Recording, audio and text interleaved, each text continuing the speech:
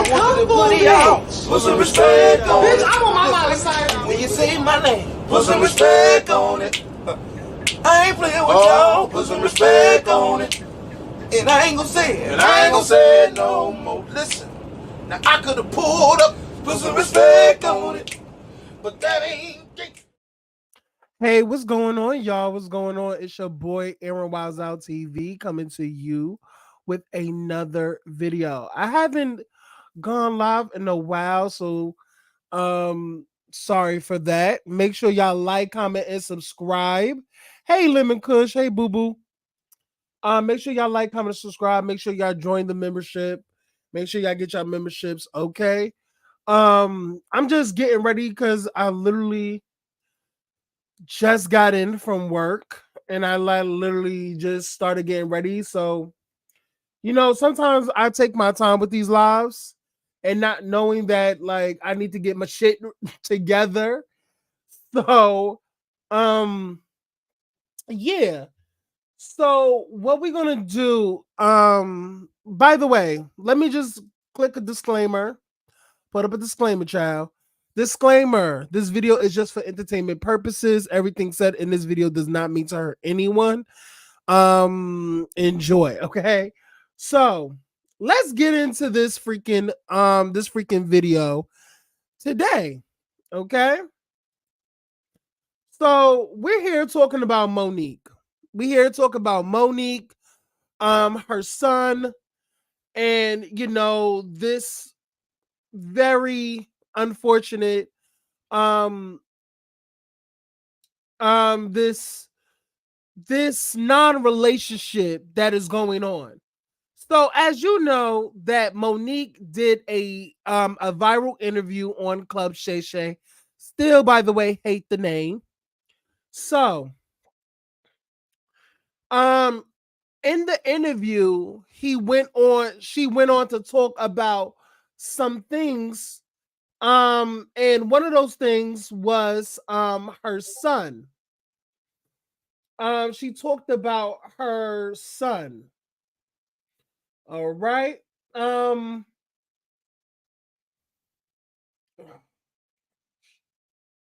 hope I got the freaking footage of Monique saying it. Give me 1 second. Let me pull that video up so we can watch this freaking thing together. Hopefully I have it. Oh my God, do I have it? I don't think so. But if I have to like clip it out or do something of that nature, I would. Give me a second, y'all. Give me a second. Give me a second. Let me make sure I got it. Ciao. Okay, give me this. If this is it, hopefully it is. Okay. Okay. Let me see. There we go. Okay, I got it right now. I got it pulled up. So Monique was on Club Shay Shay, and we're gonna get into the video of her speaking about her son, which is his name is Shalom Jackson. Okay, let's get into that video. Let me share my screen right now, and let's get into it. Okay. All right. Let's get into it. Okay. What's your relationship like? Is he resentful of that? We're still very much separated. Okay. And it's one of those things where you have to pray to the universe and say, let time do the healing. Mm-hmm. And that's it. Right. That's it. Let time do that healing. It may heal it in time and it may not. Right. And that's something that we as parents have to say, listen, right. I've done what I could do. I've taken accountability for it. Now it's up to you. Right. That's like when somebody's saying, Shannon, I want to apologize to you. Now it's up to you. Whether or not to accept it. Whether or not to, but once I give it to you, I've done my part. And don't apologize like no punk. I'm just sorry for everything. That get your ass out of it. No, break it down. Time around. What's your relationship like? Is he resentful of that? We're still very much separated. Okay. So this part right here made her son come out the bushes and do a video responding to this clip right here. So we're going to get into Shalon's Jackson's video. And mind you, you guys, this is her oldest son. Okay. We're gonna watch his video now. Give me 1 second. And we're gonna watch it into its entirety. Okay. We're gonna watch it into its entirety. I don't give a daggone. We have time. We have time. Okay. Let me share this tab. Now, this is a 9-minute clip. We're gonna watch it into its entirety. I haven't been live in a minute. Okay, we're gonna watch it into the entirety. Let's get it. Hi, I am Shalon. I am a stand-up comedian, Monique's oldest son. I guess I felt the need to make this video to just provide some context into this false narrative about her praying to the universe in order to reconcile our relationship or whatever the hell it is. I wrote it all down so that way I don't go all over the place and get emotional or anything like that. So I'm gonna talk like I'm reading a script, but it's just gonna help me kind of stay together. To address the Club Shay interview that she did, where she states that she prays to the universe in regards to reconciling our relationship, as I stated, is odd. My mother and I both know that that is a very false narrative, and I would like to free her of having to continue telling that lie. Faith without work is dead, and neither one of us cares to put forth any effort to reconcile with the other. We are separate, as she put it, because she doesn't care to be my mother any more than I care to be her son. Neither one of us has had the desire to reach out to the other in a very long time, and I don't think that either of us anticipates that feeling ever returning. Speaking with my mother directly, in my experience, will either lead to some odd newfound moment of clarity in regards to how she was as my mother, or she retreats back to daddy to move forward with the conversation. And I'm tired of hearing my mother's truths. Mind you guys, I'm going to pause because some of what he has stated in this video, it strikes a chord with me. After this video, after he says certain things, I'm gonna keep pausing, and I want y'all to like take what every time I pause, it's something that he said that struck a chord with me, and I'm going to apply it after the video because we're going to literally talk to Monique. We're gonna have a discussion with Monique. We're gonna have a discussion, and I'm gonna share a little bit of my ministry or story or anything like that, because I can definitely relate of some sorts to his hurt or his frustrations with his mother. Okay.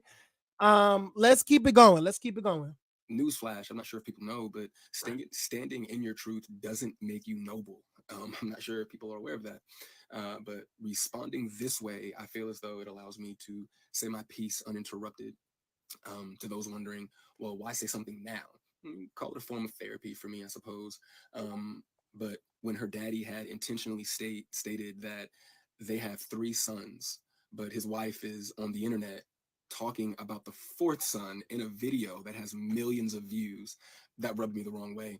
But anyway, to inform a child that you are not interested in. And the gag is, y'all, I always, first of all, as as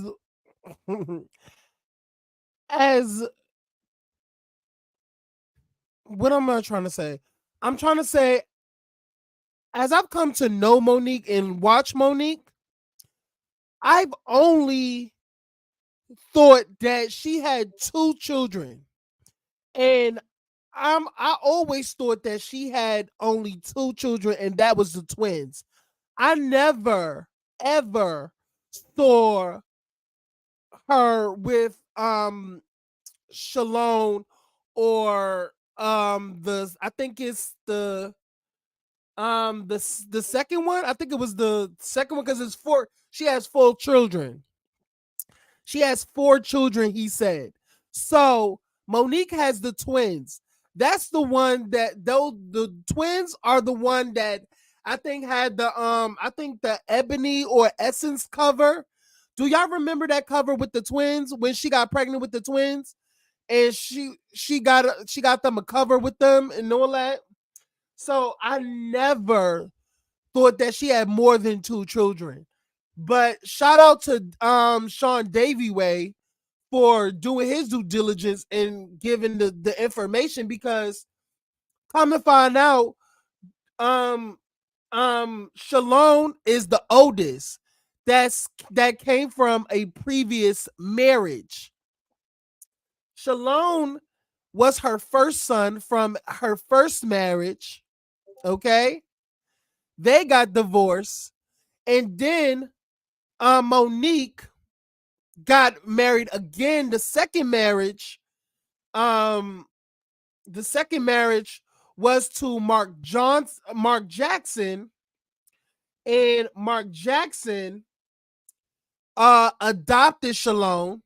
That's why his name is Shalone Jackson, but he his real name before Mark Jackson adopted him, his name was Shalone Watkins. Okay. So, and then they also adopted a second child with Mark Jackson. Okay. So, Mark Jackson adopted the first child, Monique's first child, and then they adopted a second one together. Hey, D boy. So just putting that out there. Shout out to Sean Davy Way. If y'all do not follow Sean Davy Way, y'all definitely need to follow him. Okay. All right. Let's keep it going. Being a mother at a time when that kid is the only kid that has the potential to lead a child to believe that you are not interested in them specifically. But to take it a step further, you also admit, my mother had also admitted to me that she didn't do the best job that she could do, which would also make one begin to question, all of your past decisions Spicy. and prior emotional interactions. But to be completely honest and fair, those were things that I was willing to get over. Nobody's perfect. We're all human. But my mother showed a clear lack of humility, compassion, and consideration when taking any level of accountability for those things. My mother does a fantastic job of acknowledging a lot of things, but she doesn't take accountability very well. And anything that she may take true accountability for, it's only at her convenience, in my experience. But if I had to guess, though, her interest in being a mother probably started around the time that she married her daddy and had his children. But that interest, obviously seemed one-sided, and as it should have been. By that time, I'm in my late teens, so to some degree, the the neglect becomes easier to hide or validate, I guess you could say. There are now 2 baby boys in the house, that require attention. But still, during that time, however, I still watched her enjoy the love and admiration of total strangers more than my own. To this very day, my mother has never expressed to me when, if ever, she became interested in me as her son. That did lead me down a path of questioning my self-worth and struggling to understand the value of a mother in a child's life. In the interview, she also states that she gave me an apology, but an apology to a son from a mother that consciously showed no interest in him holds no weight. There are still women to this day that my mother will give credit to for being more of a mother to me than she ever could. Her assistant, my cousin, being one of them. Every time, though, that my mother would state that she was right here whenever I was ready, that ideology still blows my mind today, that a person could openly admit to being an uninterested, not put my best foot forward type of parent and be so self-centered that they still express to the kid, you have to come to me when you're ready. You got to come to me for us to make this right. Okay. And y'all, when he said that resonated with me. I have like I like the child has to come to the parent when he's ready. That blows my mind. And the reason why I'm pausing at that, and matter of fact, let me stop this and let me speak on something. Um, this story right here is very. It brings back a little bit of in my own personal life, so it I can relate to him. I can very much relate to him. So let me give y'all, because if y'all don't know, now y'all gonna know. So a little bit about myself. If y'all don't know, is that y'all know the mother, I've always, my mother passed away 3 years ago. My mother passed three years ago. That is my mom. Okay. But I think I don't know if I told y'all this, but maybe it slipped my mind. Maybe I think I said it. I don't know if y'all remember. But I told y'all that I'm actually I actually was adopted as a baby. I was actually adopted as a baby. So my biological mother, and the thing is, I met my biological mother at 18. I met her at 18, probably 19, going on 19. Okay. So I didn't know I was adopted until I was 9 years old. So there was a child who always felt that he was the black sheep of the family, who always felt like he didn't belong. And it all rang true when I found out I was adopted. So I always wanted to know who my biological mother was, what was she like, yada yada.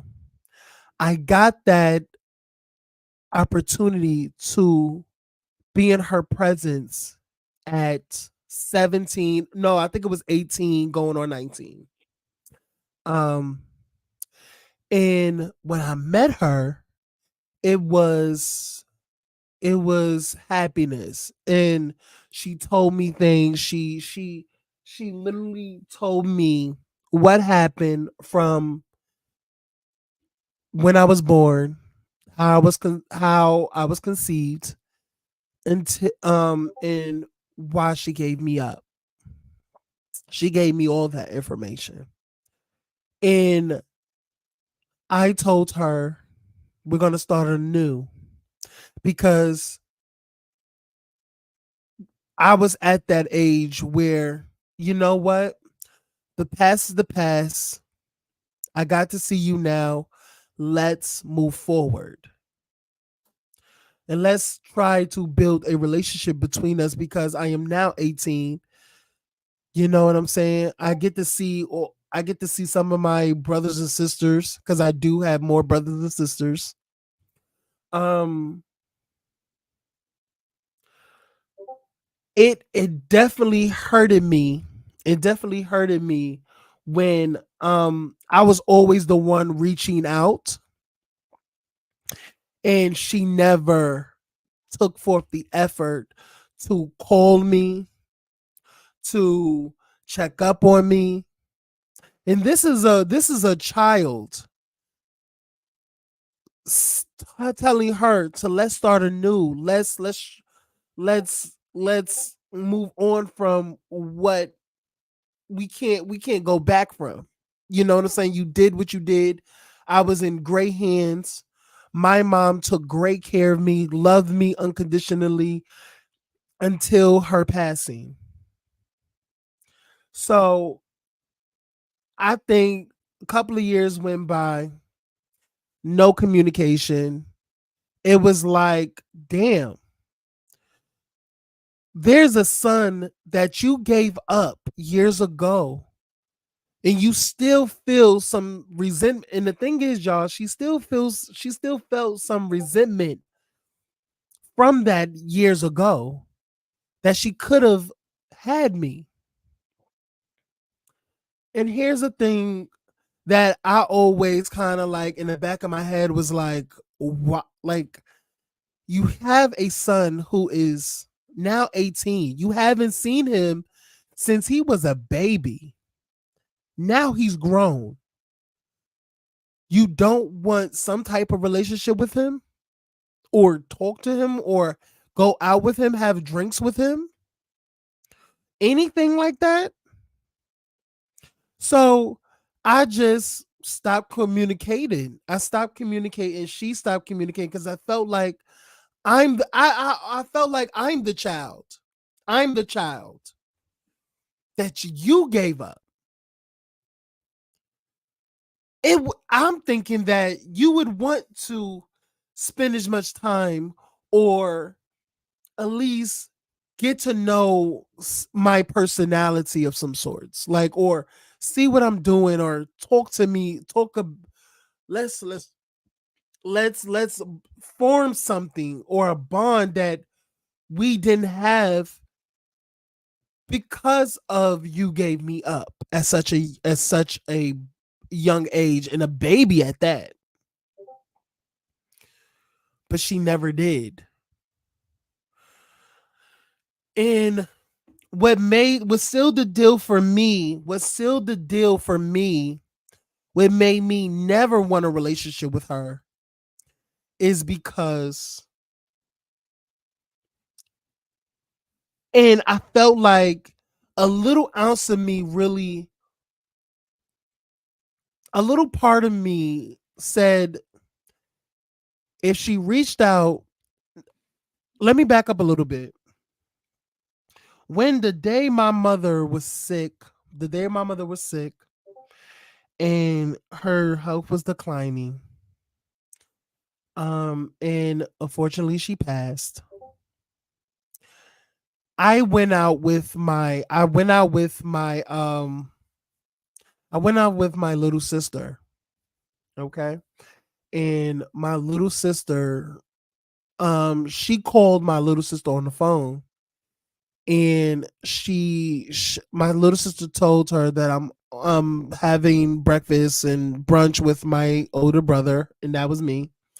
And um basically, my sister asked me if it was okay to tell her that my mom was no longer here on earth, and told her about it.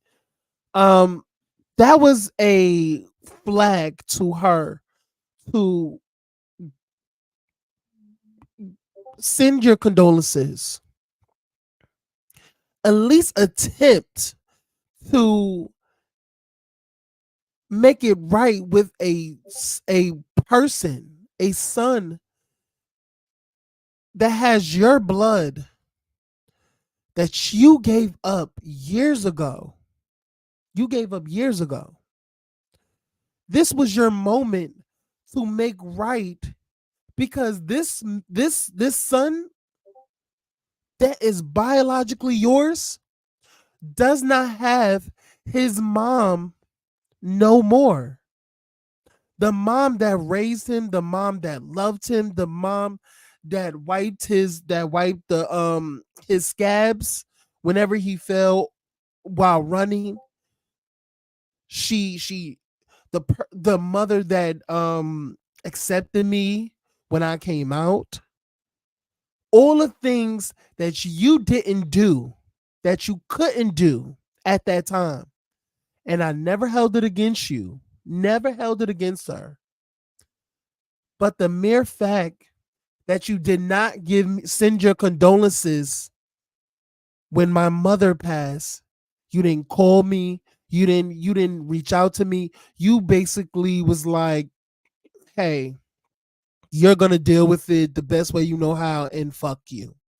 You basically said fuck me to my face when my mother, the person that you put in charge of my life,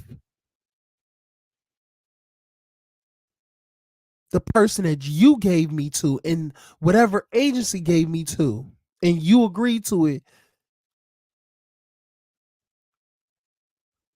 that's where I could understand where Shalom is coming from. We are the child. We didn't ask to be here. The children did not ask to be here. To all the mothers, stop thinking that, oh, if you create space, time will heal itself. No, it's clearly not. So for Monique to say that time will heal, and if it don't, then that's okay. What?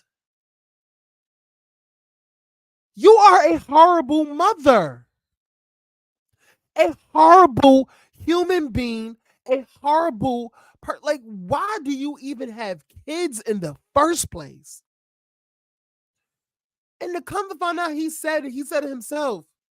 The fact that Monique said I think she said in the interview somewhere that she chose her career over being a mother. Monique literally chose her career over over being a mother to her children. And the mere fact that she idolized her husband. She literally idolized him. And you idolize this man, but you don't care for your son. So the most important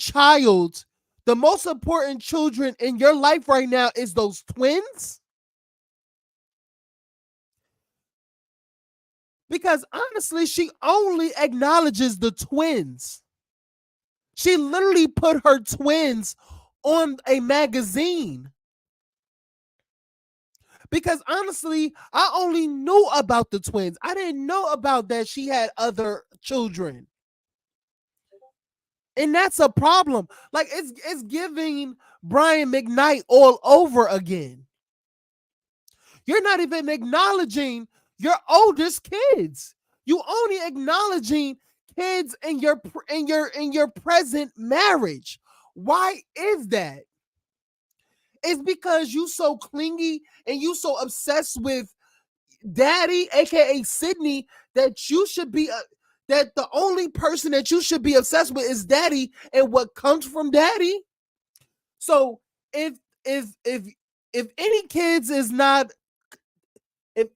of yours does not come from daddy, aka Sydney, they don't matter.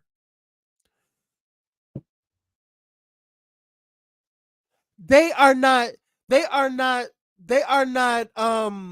what's the word? They are not worthy of acknowledgement. They are not worthy of my love.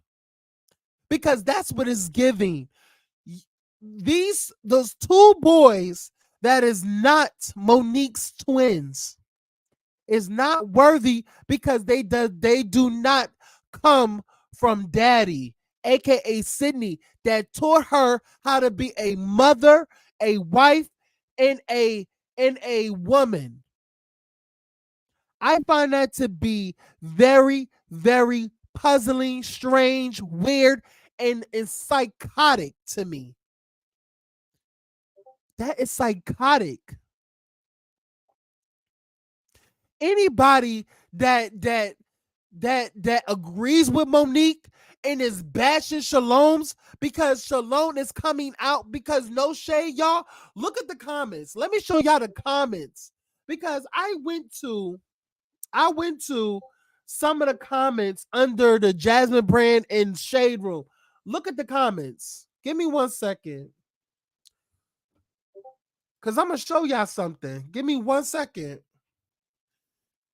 Let me go to Instagram real quick, because I want y'all to see the BS that I read. And I actually got a everybody was liking my comment. Give me 1 second. We're gonna look at some of these comments. Okay? Because it wasn't good. Like, what? Let's take a look at these comments. Okay? Look at the comments, y'all. So one comment says, he said she wasn't interested in being a mom until she married her husband. Sounds like her husband came in and helped her to understand the areas where she needed to grow. What's wrong with that? Parenthood is tricky. You don't always get it right out the gate. But it sounds like she was ready to repair that. So what if her husband is the one that facilitated the change in mind? Do you want to progress or just stay bitter about the past? I'm so confused by this comment because what? The sheer craziness that you said that it sounds like her husband came in and helped her to understand the areas where she needed to grow. What's wrong with that? This woman is a grown ass adult. I understand parenthood is tricky. You don't always get it right. But whose fault is that? That is no fault on the child. Okay? Because it seems like it's more like it seems like this comment is blaming or trying to attack Shalom's ideas or response because he is not choosing to live in a past that can't change. Because with change comes with owning something. You have to change. You have to change. It's okay that, oh, he helped her. Okay, he helped her. But why does it seems like in Shalom's response when he states that every time there was a conversation, it's a whole lot of deflect. It's a whole lot of this and that. And no shade. If Sydney was facilitating it, he did a horrible job. And I feel like this. Monique comes from a era where you can't tell that woman nothing. She thinks because you know what? I brought you in this life. I paid for certain things. Let's move forward. She don't want to go down she don't want to go back in time and work through some issues that he still is harboring, because that doesn't leave a son. And he also said a baby boy's first love is their mother. Like what? Like a baby boy's first love is their mother. Y'all know how boys are very attached to their mother. Because no shade, I was attached to my mom. Okay? If my mom left, I'm like, where's my mother? Where's mom? Where's my mother? I want to know where she's at. At that age, you become very attached to your mother. And the fact that she was never there, I would hold some resentment as well. But I think what Monique's problem, and I'm just thinking about this, you don't want to have the difficult conversations, and you may take accountability and apologize, but You have to know what you apologizing for and have the conversation. Because I think that's what he wants, is you to acknowledge what you have done, and what are we going to do today? What is going to change today? Because it's been years without a relationship. According to Shalom, it's been years. There has been it's been so many years, so many gaps.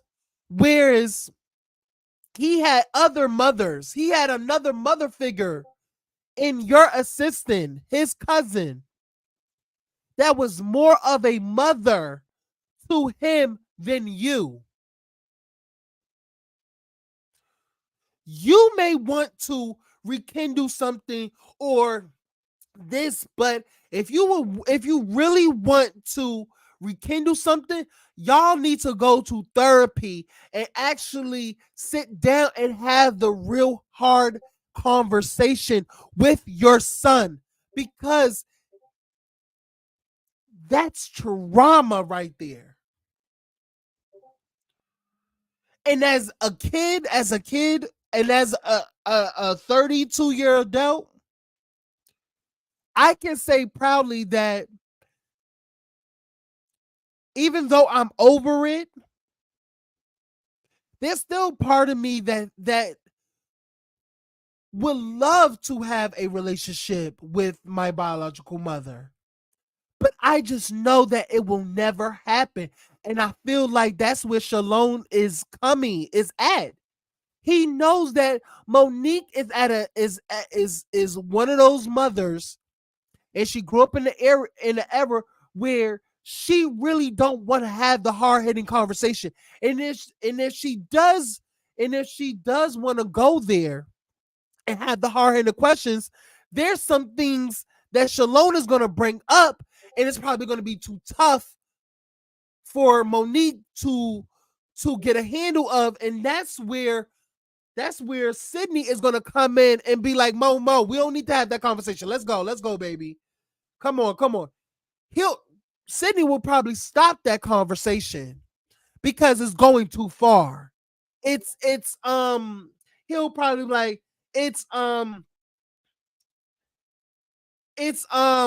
what's the word, y'all? It's unproductive. It's unproductive. What's that gonna, why are we going there? Why we just can't move forward and just start anew? You can't start anew without having a conversation about what took place when you chose fame over being my mother. That is something, that is literally something that a son will always look towards and have in the back of their mind. We cannot move forward without having that conversation. Hey, Carla, I'm sorry, I was reading something. Hey, your mom should have made more of an effort to build a relationship with you. She gave you up. All you can do is love her from afar, and I'm extremely sorry for the loss of your adopted mom. And I don't even think about her as an adopted. That was my mom. And and yeah, she adopted me, but I was she literally had me at 3 weeks old, you guys. So that's why I don't even look at her as like my adopted mom. She's my mother because she raised me since I was a baby. And I understand what you said, Carla. Like, I'm just putting it into context, you know what I'm saying? But yes, she definitely should have made an effort.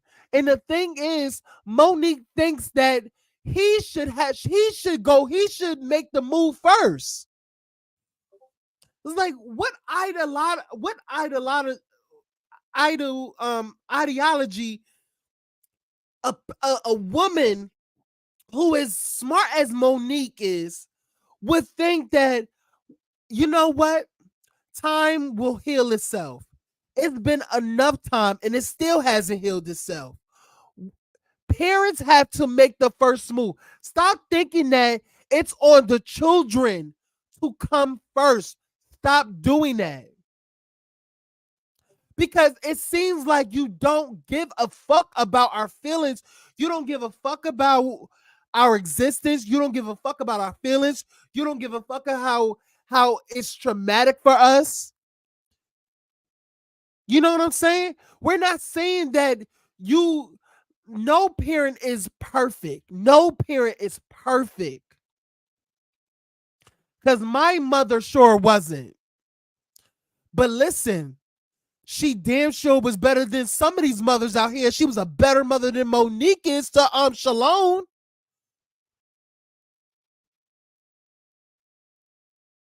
And you know what, y'all? And I said this in Sean Davieway's live.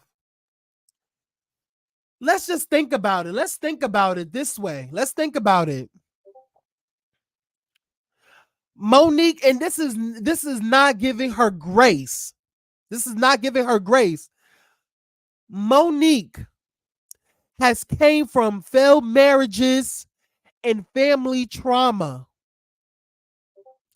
That lady do not know how to love. Monique was an empty vessel. Was an empty vessel by the time she got with Sydney. She was an empty vessel, and I compare Monique to a empty vessel. Or empty, or something that's empty that needs to be filled. And that's where Sydney comes in. Sydney poured into her because Monique was gone. Something Monique was gone. Her low, she had low self-esteem, and I feel like she still has low self-esteem. Because for a woman of Monique's stature and fame, the way she puts more power into Sydney is crazy to me. She don't even put more power into herself. I find that to be very, very telling, that she puts more power into Sydney than herself. The fact that she constantly tells the people that I just want to bottle Sydney up and give and let y'all drink him. You put this man on Jesus's platform. Like this man is the Messiah of all. Like he's King Tut or somebody. He is that to you. But that's weird that she don't prize herself and give herself accolades and give herself like words of encouragement and power. She don't pour no power into herself. She gives all her power to Sydney, and I find that to be weird. I find that to be very, very freaking weird. I said this before, but Sydney reminds me of Latasha's husband, Rocky. Yes. Narcissist. Yes, they are very narcissistic. It's crazy. Let's keep going with this post. Let's keep going. Wait, where is it? Where is it? Okay, we still looking at like social media. Social media is crazy. So another person wrote, kids always try to get the shine in when their parents is a hot topic. Why? What? So it's okay. It's okay for Monique to bring him up or talk about him, but it's not okay for him to share his piece because Monique is the hot topic. So her son that she no longer thinks is valuable and is an essential part of her life, he can't respond to? That's weird. And y'all, I literally said, I think I literally said one word. I said, what the F? That's weird to say. Shaking my head, ignorant black folks. And then I also wrote this because I saw a lot of crazy comments of people saying, why now? Why is he talking out now? Like, why not? Why can't I respond to my estranged mother who is trying to put out these forced narratives about a reconciliation that is never going to happen because she don't know how to properly take accountability and then force change, and actually really wants to do her due diligence and have tough conversations. I literally said there's people in the comments who are sadly still are willing to overlook the trauma bestowed onto them by their parents. If you are still willing to look over what your parents did to you and saying that, you know what, that's still my mom, I still love my mom, even though your mother literally turned a blind eye while her husband or whoever sexually assaults you? Or how about how your mother left you for dead? And I'm just giving you scenarios. Left you for dead out in the street.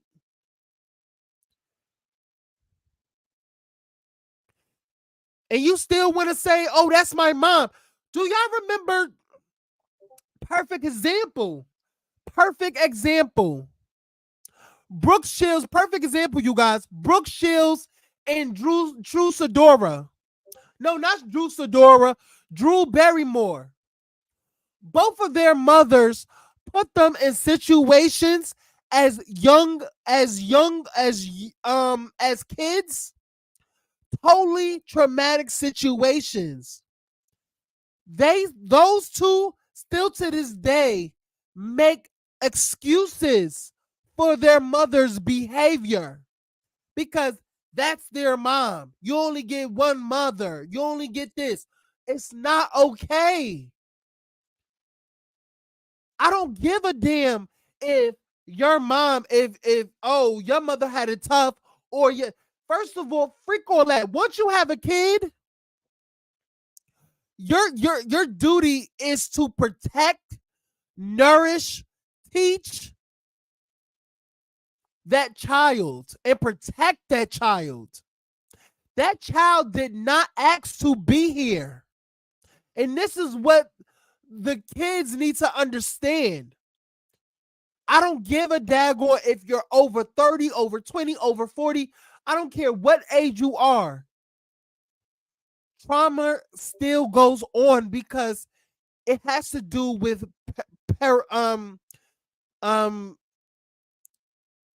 it still has to do with parents, mother, father. Someone that's supposed to protect you and love you unconditionally. But this person that's supposed to protect you and nurture you and teach you and is literally creating toxic situations for you and towards you, literally harming you. That is not okay. We have to stop overlooking certain things because that's your mother. You only get one mom. Your mom did the best, or you supposed to love thy parent no matter what. No, the fuck you don't. And we as black people in the black community have to unlearn that unlearn that way of Just because that's your mother, you have to take what she gives. You have to take the evil, the bad, the good, everything that comes with your mom. You don't have to do shit. You didn't ask to be here. You know what I'm saying? You didn't ask to be here. Nobody asks to be here. Let's freaking talk about it. And this comment really struck a chord with me, and I literally commented, she ate that. Punk. So somebody wrote, let's reframe this. Let's reframe this. If this was about a deadbeat, absentee, bad father who suddenly wanted to be a better father because of a woman he got married to, woman would clock this shit so fast and wouldn't call it growth. And I said, bingo, there you go. Let's read that again. Let's reframe this. If this was about a deadbeat, absentee, bad father who suddenly wanted to be a better father because of a woman he got married to, woman would clock this shit so fast and wouldn't call it growth. So the fact that you, somebody who was supposed to be your spouse taught you how to be a mother, wife, and woman, and you have grown from the situation. I mean, if you were grown, you would have this. So you would have the conversation with your child. You would have this conversation. You wouldn't be still in a place with your child if you have grown. If you had growth, you still wouldn't be at a place with your estranged son from your first marriage. Then you let your second marriage, you let your second husband adopt him and take on his name. You see the pattern that you have created. So when one man don't do it for you, you go into the next man and you bring your children along for the ride.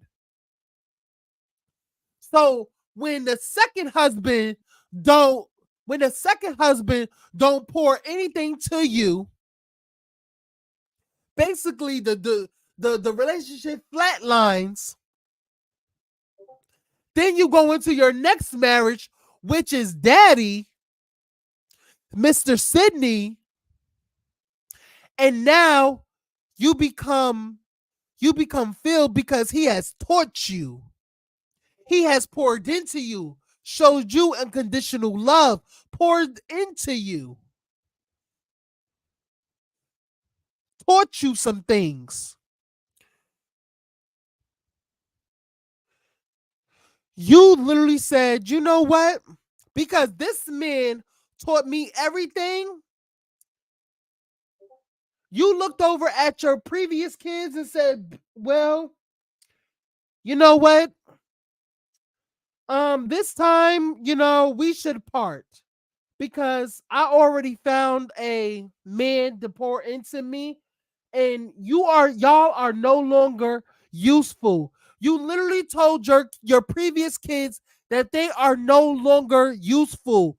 They are no longer wanted because you have found a man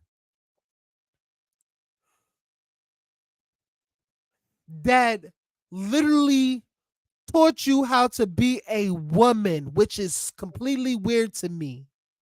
Then you have his children. You have his children, and those are the prize children that you're going to pour into. You're going to gallivant in the media because no shade until this popped up, and still until I didn't even know that Monique had previous children. I did not know that Monique had previous children until this day. I always thought that she had those twins only. Those twins were her only children. I did not know she had 2 other children. You completely erased those children from your memory bank. You said if it didn't come from Sydney, I don't know it. I don't if it didn't come from Sydney, I don't want it.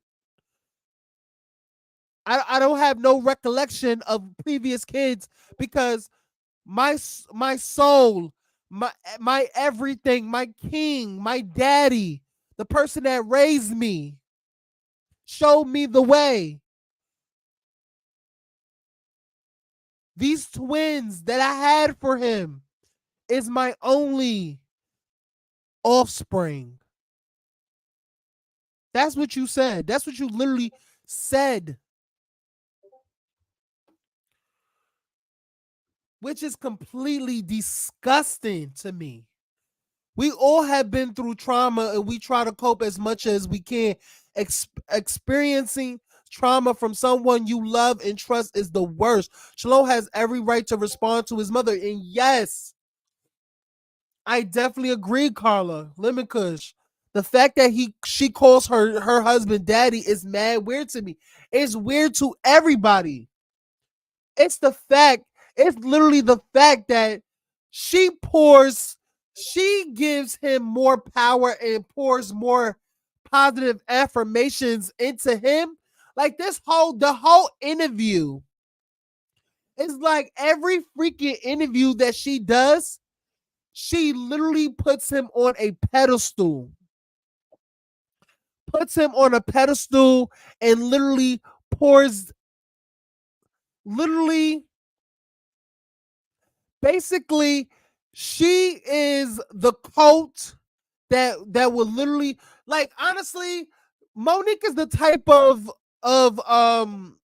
is a type of woman that has gone through so much and has been through so much with previous relationships and family craziness that literally she feels like she should literally throw herself on the puddle so daddy can walk over her to get through the other side. That's what Monique represents. Monique represents a cult on the ground because she don't want daddy's shoes getting wet. So she would literally throw herself in the puddle and have daddy step over her to get through the other side. She represents everything I dislike about a woman. It's okay. It's okay to put your man or pour or give your man props, or call him king or call him this and call him that. But to literally don't give yourself no credit, like nothing. Like you don't have one nice thing to say about yourself. Like what did you do? What did you do? Because it's given very much. Sydney had to teach you how to be how to pour milk and wipe dirty drawers and everything. He taught you how to clean and cook. He taught you everything. He taught you how to breathe. How do I breathe when I'm not by my side? How do I breathe when your love brought me to the light? It's given how do I breathe? Mario. Like what? That's what it's given. Hey, Karma.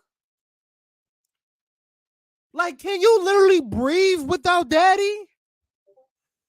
when he's not around you, Monique, do you bust out in hives? I really would like to know that. If daddy is not with you, do you break out in hives? Do you start hyperventilating? Do you start excessively scratching like a crackhead? Do you start panic attacks? Do you suffer with anxiety when he's not with you? I would love to know that. It's crazy. But anyway, let's go on to the response. Let's go on to the response.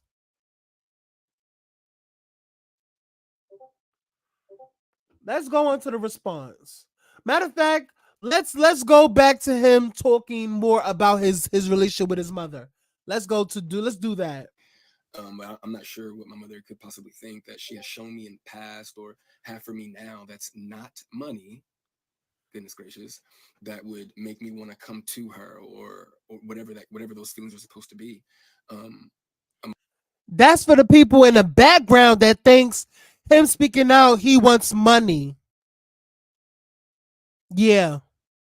Because he already knew that was going to be the topic, or that was going to be the response of the public thinking that he wants money, and him speaking out, he really wants money. Like, it's not that. Like, chill out. Go ahead. Mother is supposed to be the first woman that a boy falls in love with. I loved my mother very much, but my mother loved things more than she loved me, and she would validate her love for me by giving me things and would proceed to call me ungrateful or inconsiderate if said things did not have the desired effect. I couldn't imagine what it's like to be her, though. And ain't that nasty? So just because you have bought me stuff, those are materialistic things that can be replaced. Those materialistic things can be replaced, can be changed, and everything. But your mother being there, your mother's love, like having your mother help you with your homework, your mother cooking you breakfast, your mother fixing your lunch for school, and teaching you about the birds and the bees. Or how about having a mother and son first dance, mother and son dance at his wedding? Like, are you serious? That's crazy to me.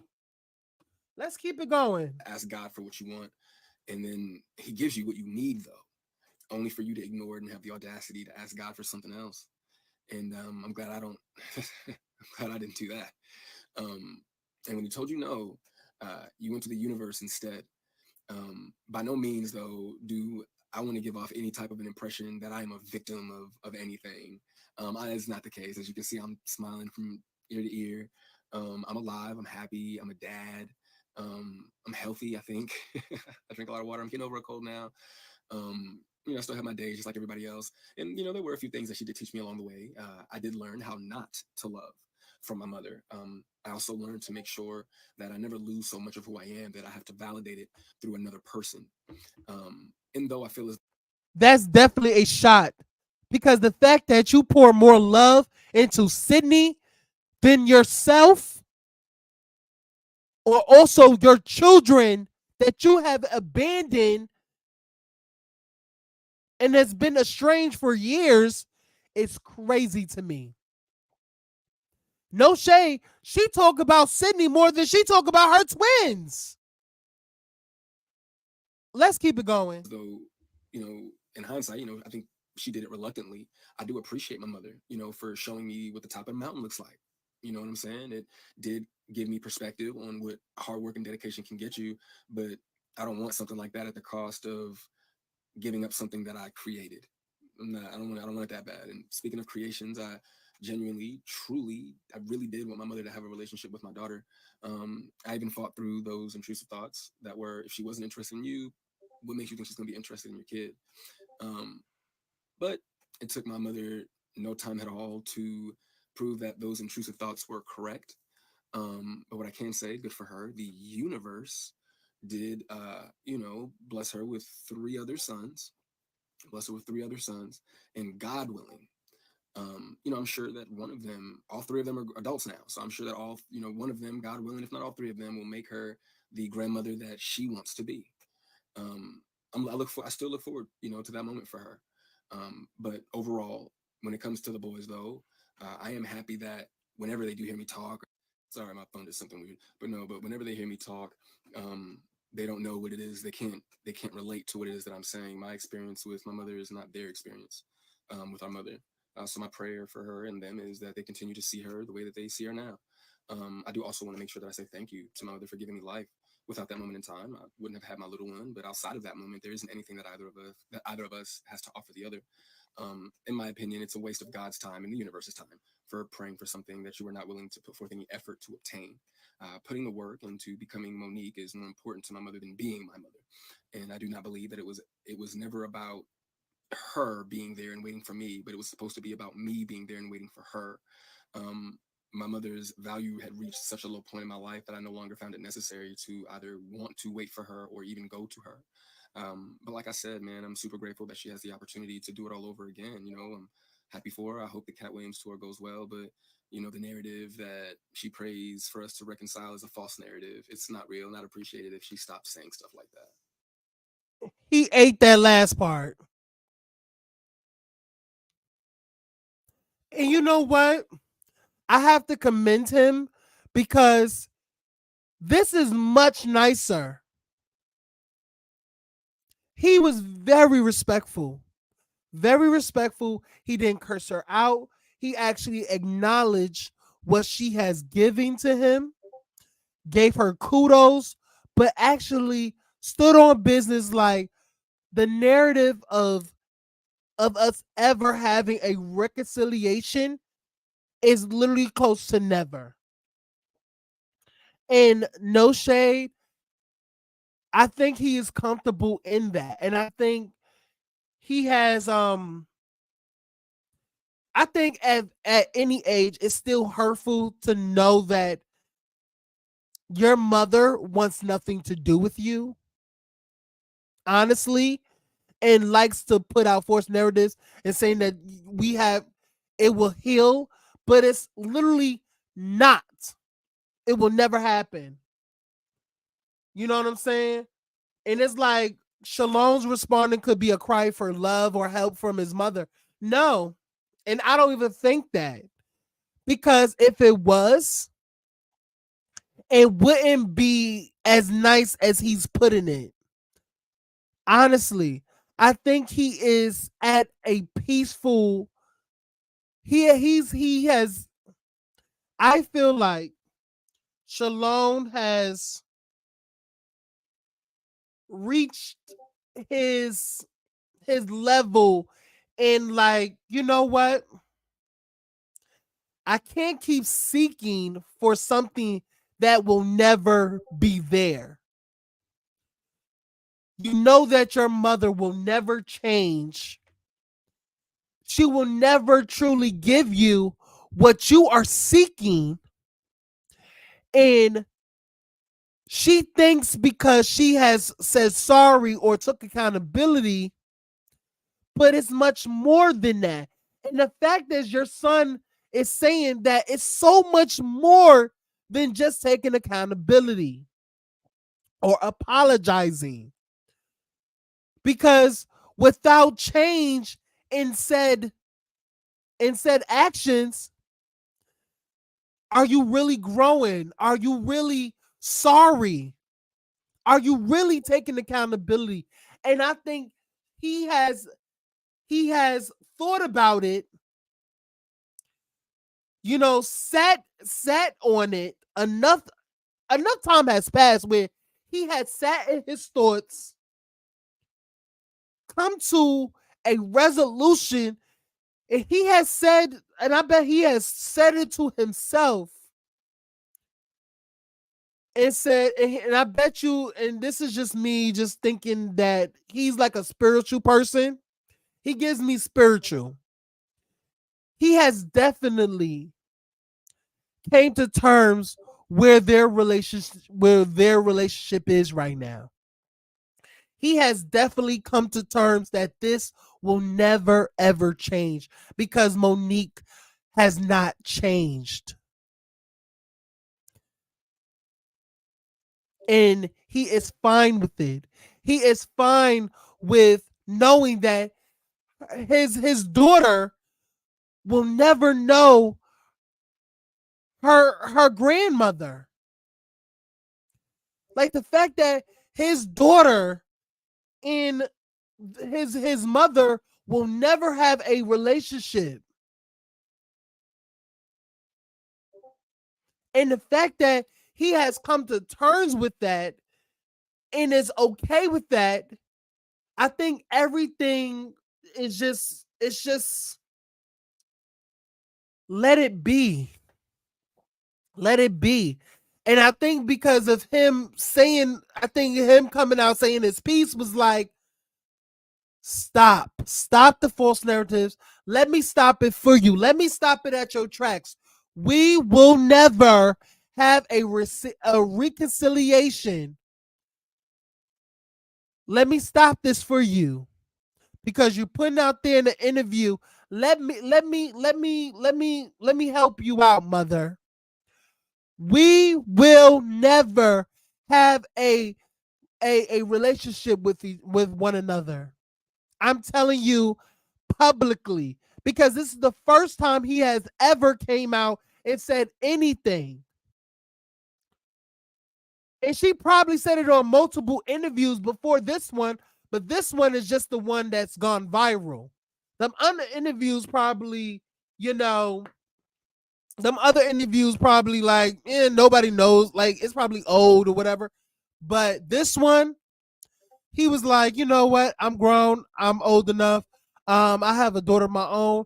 Let me just lift your worries. We will never have a relationship. Let's stop it. And he is definitely okay with them never having a relationship. He has cried about it. He has internalized it. He has gone back and forth in his brain or out loud to himself. And it's okay because no shade, you have to go through those steps to actually be comfortable and okay with knowing that you will never have this relationship ever. And honestly, that's where I am with my biological mother. I am okay with the fact that we will never have a relationship because you wasn't interested then and you're definitely not going to be interested now. So why would I want to have a relationship with you? What is going to change? And once you find all that out, you get to move forward and live your best life.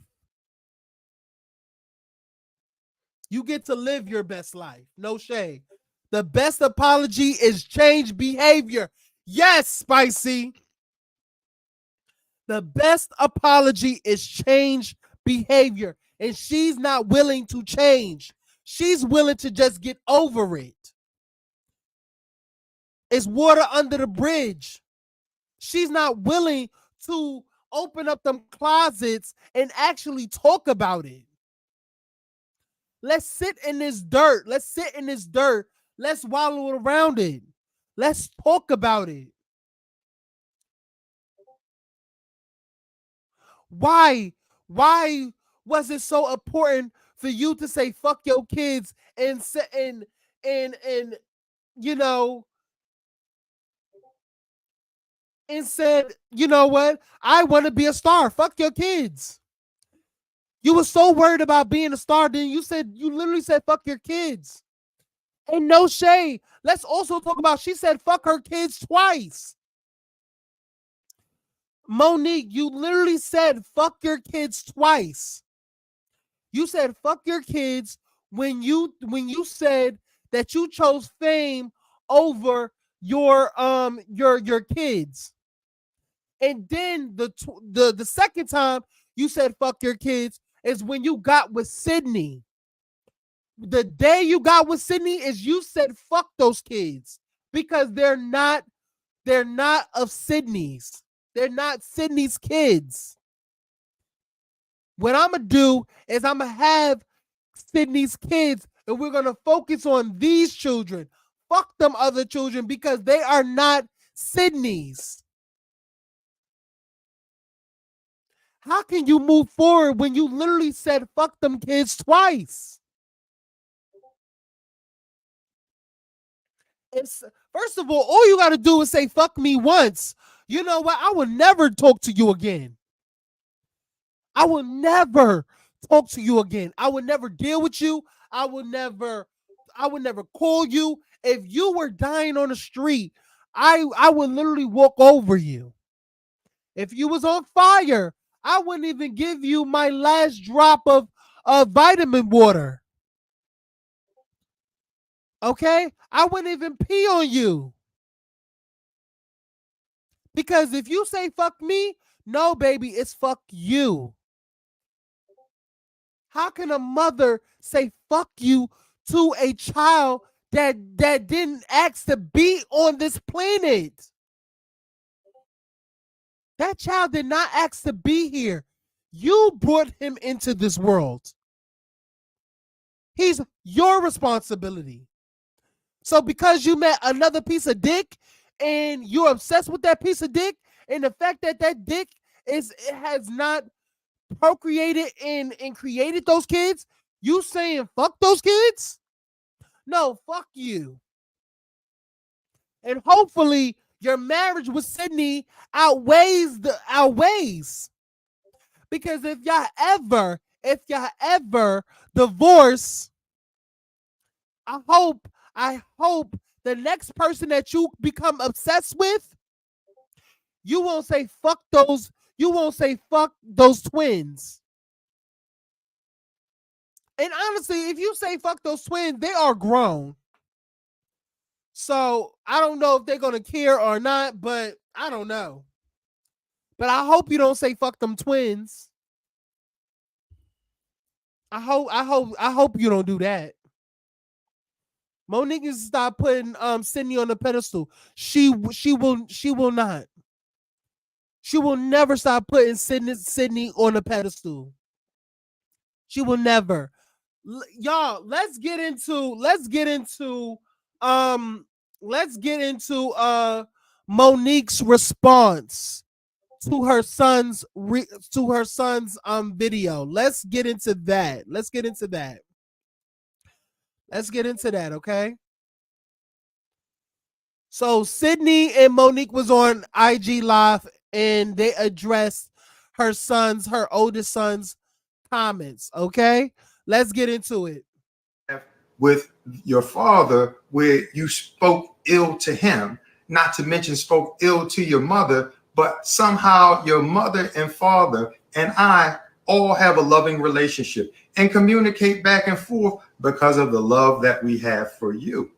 The one thing these individuals, and to the individuals out here that oftentimes speak after they've heard one side of the story, there's an old saying: believe half of what you see and none of what it is that you hear. Please don't take our word for it, but what we will convey is this. Those who are parents and have raised their parents up to being adults. The children. Raise their children up to being adults. Right on. Those who are parents that raise their children into adulthood know that there comes a time and a place in which they determine their own decisions, their own path. You can have multiple children that are raised in one house, but they act and they take on different things. The reason why it was so important for us to entertain these conversations that we typically have privately, or that we're influenced to have privately amongst the people in our community, is because we need to stop being embarrassed about being human beings and about being Black human beings. You will oftentimes hear us saying we are embarrassing ourselves in front of them. Who is them? Who are they? Because when you hear someone articulate these things, that is the slave's mentality. That makes us believe that we as Black people need to conduct ourselves with dignity because white people are watching.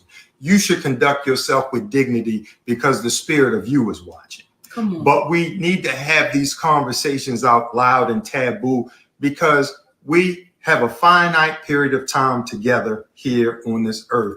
You will travel through infinity with the spirit that you have all alone, and you will not remember the ridicule that you receive, but you will be judging yourself. You will be determining. Like, why is he speaking? I'm still like, Monique hasn't said a word. Hasn't even, like, girl, he was talking to you, Monique. Why is your husband, who is not his father, why is he speaking? And honestly, he's not saying shit. He's not saying a motherfucking, like, I swear, Sidney Hicks talks out both sides of his fucking ass to me. Why, sir, are you speaking?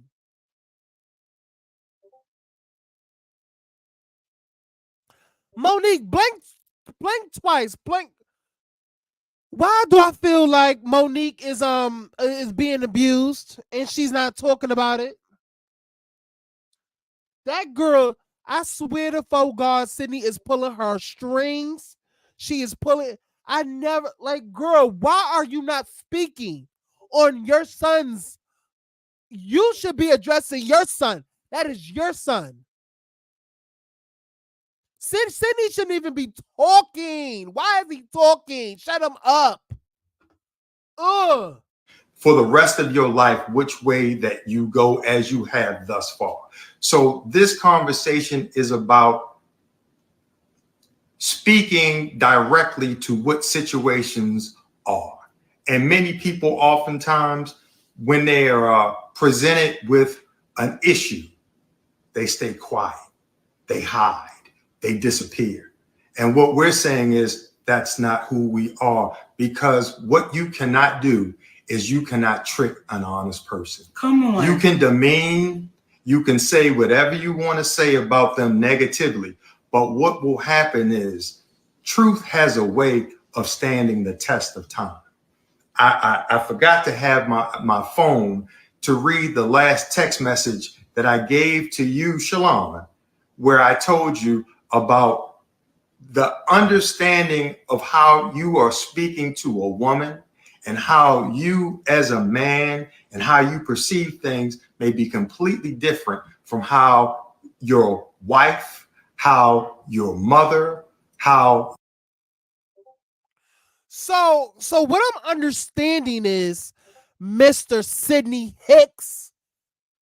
So you text him about how he's coming off and the how he's coming across.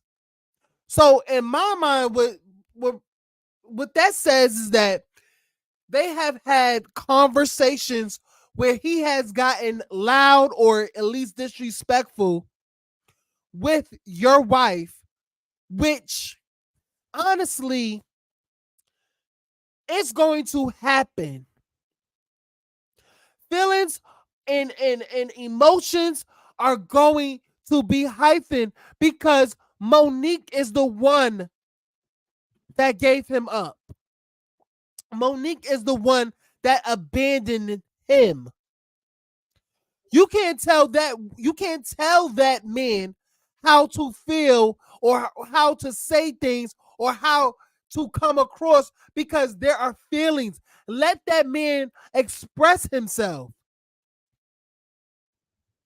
Even though it is disrespectful.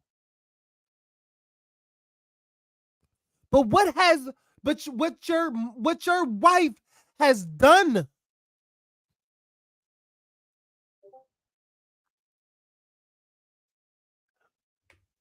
your wife did something to him. Of course, she's not going to be affected because she's the one who did it to him. He's the victim. He's the victim in all this. He don't have a relationship with his mother. She's the one who chose you and fame over him in his brother.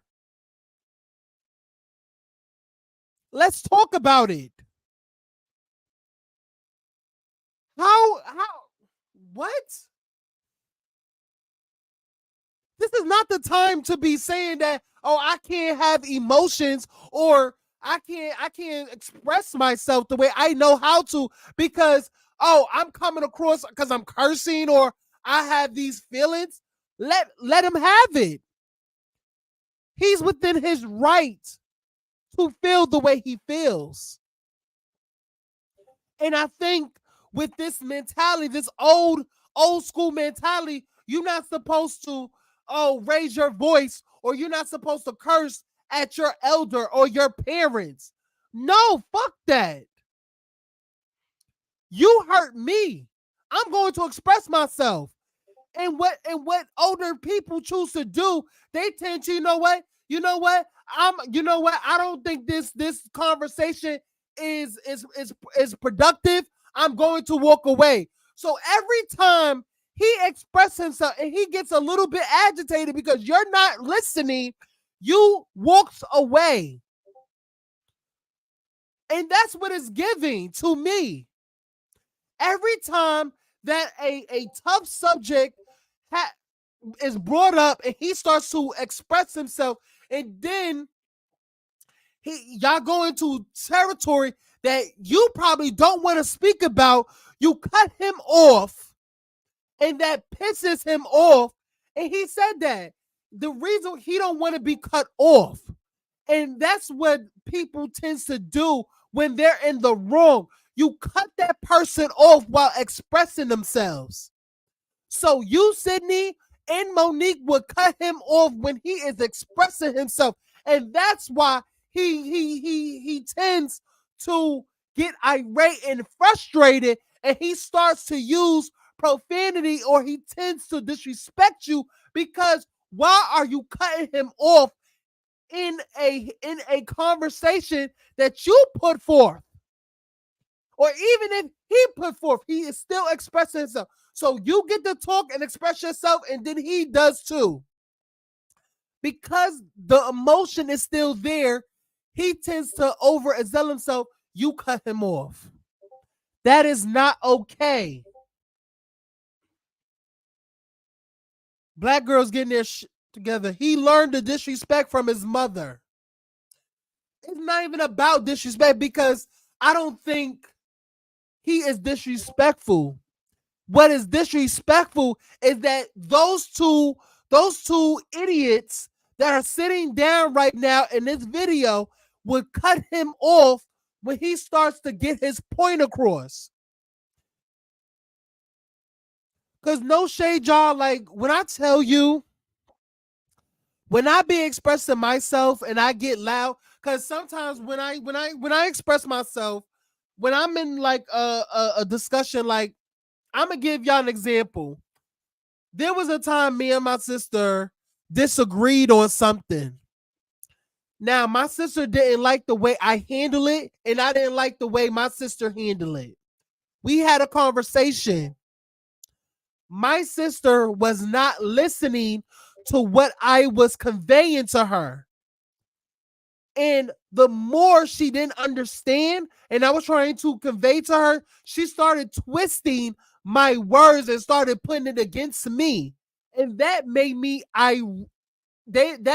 irritable, irate, and frustrated because she is literally missing the point. And then she would cut me off in mid-sentence when I was, because first of all, one of my pet peeves is somebody cutting me off when I'm really expressing myself, because I tend to lose my train of thought when I'm expressing myself. So if somebody cuts me off when I'm expressing myself, I get all thrown off because it frustrates me.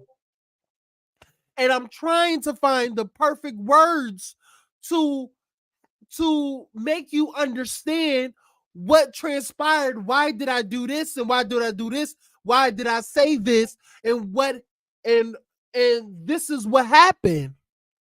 But if you cut a person off, it's a clear disrespect, and you really don't want to hear what I have to say, because if somebody wants to hear what I have to say, they would not cut me off. One of my biggest pet peeves, do not cut me off when I'm expressing myself. Let me get it out. And I often tend, even on here on live, I tend to be long-winded a lot of the times. And somebody would say, like, Aaron, speed it up. No, I want y'all to hear everything, because I express myself in a way that I'm painting a picture. So I'm painting a picture from from point A to point Z. If you cut me off at point D, it frustrates me. Do not cut me off. Communication is nothing without comprehension. Yes. And I can understand where he feels. You cut him off in mid-sentence, and he can't even express himself because you would take your wife and leave. Y'all would both get up from the table and leave without finishing the conversation. I feel like that's what happened. That's what happened. And that's why a conversation is never going to go nowhere, because they feel like he should express himself in a more toned down approach. That he should not express himself while getting angry and using profanity, because I'm still your mother. We are still your parents. You have respect for us. When you don't even have respect enough to make right or change what you did. Because you did this. Y'all did this. Both of y'all did this. And it's so crazy that Monique is so stupid and so blindly, she don't see that Sydney gaslights and I can definitely understand where Shalom is coming from, because that would frustrate me. Don't you dare try to fucking manage my volume. Don't manage my volume. Deal with your wife. Your wife wants the conversation. We're having a conversation. Don't interrupt me. Don't freaking interrupt me. Yes, Mo is definitely male-centered. Yes. Your sister, how your daughter will look at things. And when you learn how to communicate a little bit better, then things happen a little bit better because of the challenges that this. And now this bitch bringing up his daughter. I bet you know what, no shade? I bet you if his daughter felt a way about his parenting or whatever situation he'll probably go through with his daughter, I bet you Shalom would allow her to get it out. If you have to scream, if you have to yell, girl, if you're at a appropriate age to curse, you can. And I would receive it. Instead of thinking that because he's yelling or because he's cursing, it's a disrespect to you. It is really not. He's getting it out. He's frustrated. He's upset at the fact that you chose fame and you chose a man over your child. And it's so crazy. I feel like Monique should really, she should learn from past experience. The fact that your mother, your family, your own mother chose your brother over you. The family chose your brother over you. When you told your mother or you told the family that your brother sexually assaulted you,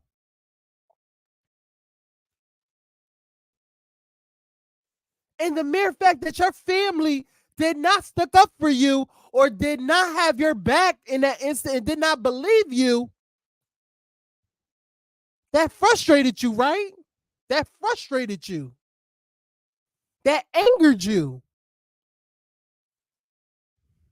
Instead of having the conversation, you literally was like, you know what? You put your hands up and you walked away and you was done with your family.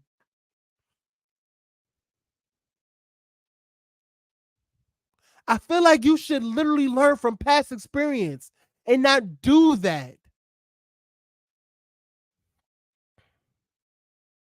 The same way that your family picked your brother over you is the same way you picked Fame and Sydney over your son. The same son that you brought into this world. He did not ask, and I keep saying it. The fact that he did not ask to be put in this world is proof enough for you to actually allow him to express himself.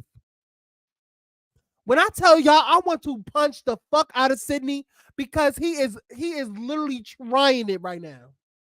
Hey, Chris Maxwell. Hey, boo. He's pissing me off. Young brother has had with mental illness. So we're communicating that out loud to speak to our community, to say, listen, y'all, if we have more public conversations, there will be less private angst. Come on. There will be less private issues that we carry on. And then you want to throw out the fact that you want to throw out these accusations that he's mentally ill. What? No, you know who's mentally ill? That person sitting beside you. That should be the one talking, because that's her child. The mere fact that she's letting you do all the talking is crazy to me. That's mental illness. You know what else is mental illness? It's saying to the public that she wants to bottle you up and have everybody take a drink of you. What's mental illness is the fact that she said that you groomed her to be a better mother, wife, and woman. That is mental illness.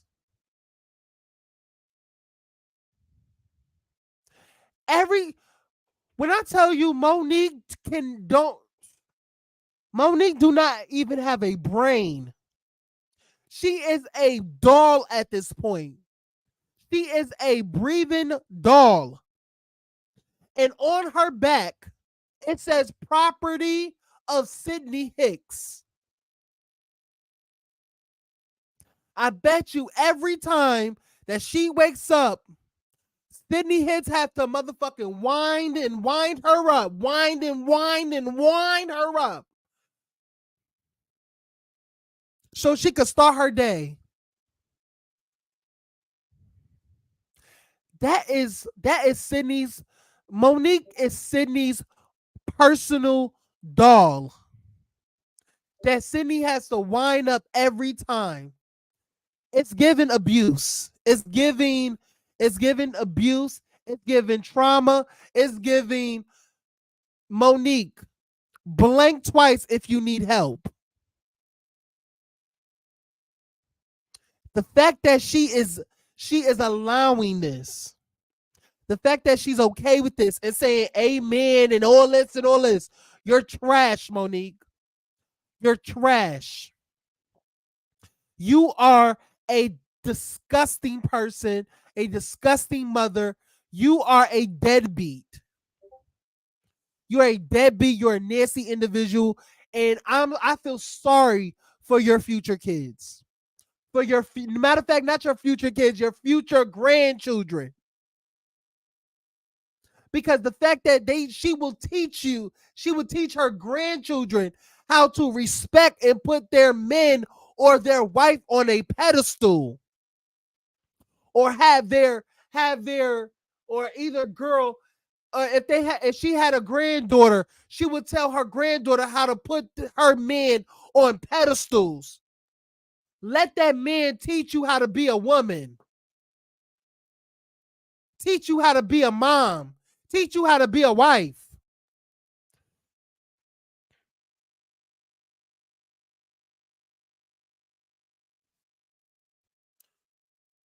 That's, oh my gosh. Let's keep because we're afraid to communicate in front of white folks. So when we get to a place where you want to be free, you will stop being scared to say what's real. You'll stop being fearful of having conversations that normally take place in private and nobody ever really knows the outcome.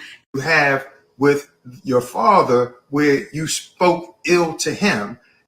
So that's all that happens. They didn't really say much of anything. You said, like, he mentioned that her son had mental health issues.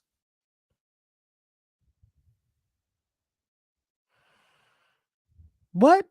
You're the only mental patient I see.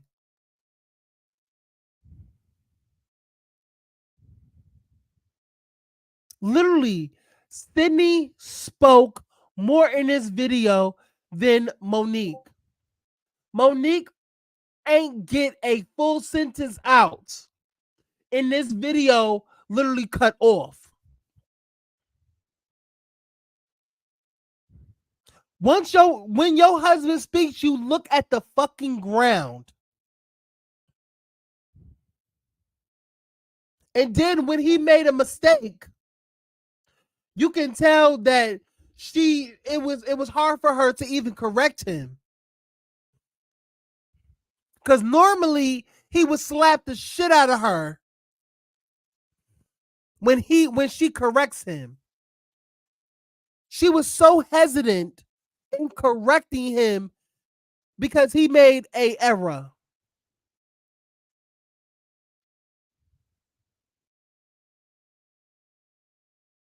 Yuck. Yuck.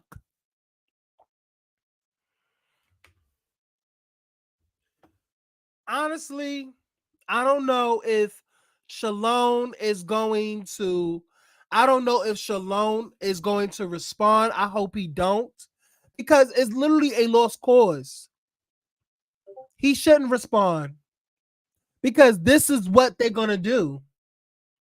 You can tell that every conversation that Shalom and Monique has always resulted at a loss.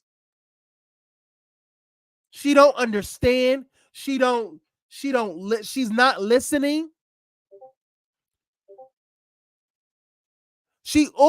And I bet you she gaslights him. I bet you she does that. I bet you she knows that whenever he speaks, it's always seemed like she don't understand. And then she'll always be like, well, baby, let's try to get over that. We don't have to talk about that, baby, sweet baby. You're my son. Let's try to get over that. We don't have to bring it up.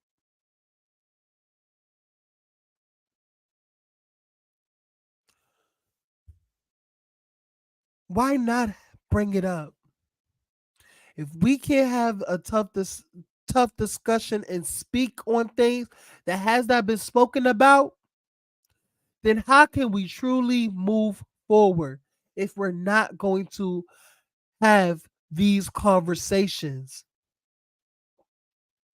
I bet you every conversation they cutting him off, they're gaslighting him, they're making every they are literally making him out to be an aggressor. And No shade. They at right there, they're literally putting mental health on him. Like he has some mental issues within himself. And I bet you they always gonna throw that in his face, knowing damn well he don't have no mental illness. And every time, and I bet you it's probably one of his triggers because it's not true. And it's like, you know what? I'm good. And I bet you he just has came to the point where, you know what?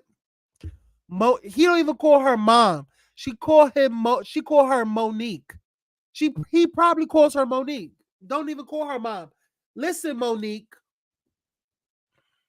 because you don't even get that privilege in me calling you mother because you're not my mother.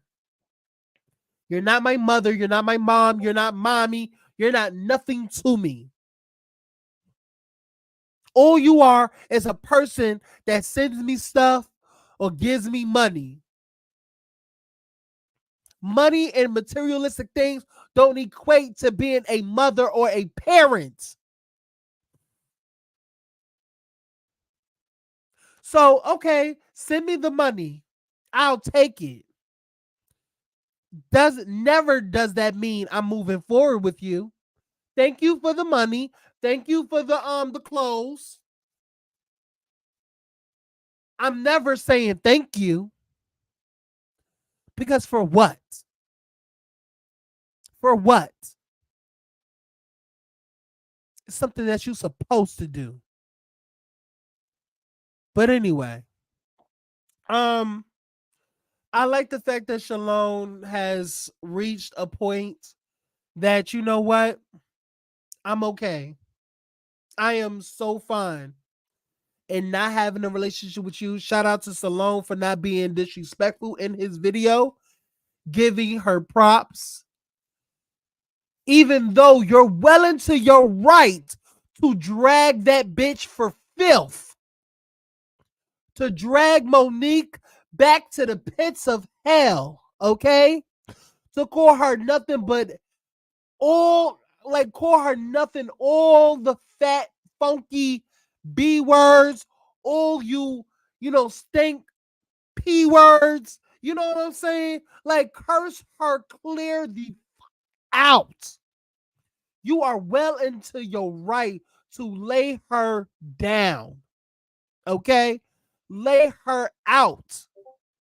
But you didn't. And that shows that you are okay where y'all both are at. And Monique and Sydney, I have no words for you because honestly, Monique, you're going to continue this behavior. You're going to continue being the low self-esteem whore that you are, in a deadbeat mother, a non-existent mother, and a bad mother. You're going to continue these ways about you and pouring more love into Sydney and giving him daily affirmations and letting the world know what a king and what a daddy and what a great husband and father, and how much he has poured into his family, how much he took the lead and how much he did this and he provides and yada yada yada. And it's like, what? This motherfucker don't provide? Like, you provide. You give him an allowance. He's making money off of you.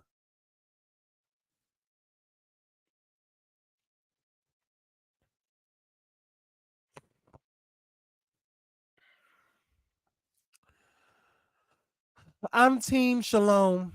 I'm Team Child all the way. I am Team Child all the way. Kids are not asked to be here. Parents, it is your due diligence. Stop thinking that time is going to heal things. the more you let stuff simmer and you let stuff just motherfucking heal itself, is the day you're gonna know that your child no longer sees you as a mother. That's when the child will come to think of you as just another person, not its mother, not nobody. You're going to be heir to that child. You're going to be another person on the street walking with that child. That child is going to resent you for the rest of his or her or his life. You are the adult in the situation. Dear parents, I know that parent is not easy. Being a mother is not easy. Whatever. But at the end of the day, you brought this child into the world. It is your due diligence to make it right with that child. No matter how many times you try, you keep trying until you can't try no more. Because it may take 5, 6 times. But you have to realize that you did this to this child. You did. And I don't think a lot of parents see it that way. They see themselves trying and trying and trying and nothing comes of it. You keep trying because you're the one that did that to that child.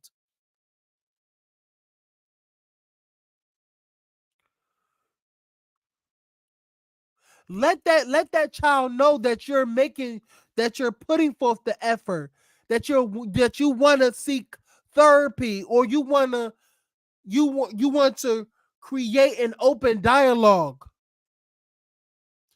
Because honestly, that's all that child wants, is for you to understand what you have done to them. The child is innocent. You did what you did to the child. That child, and I say this again, that child did not ask to be on this planet. Okay? You brought that child into the world. It is not up to the child to come to you and have the conversation first. You are the adult. Go to that child. Go to that child and make it right. It is not up to the child to make it right. You are the adult.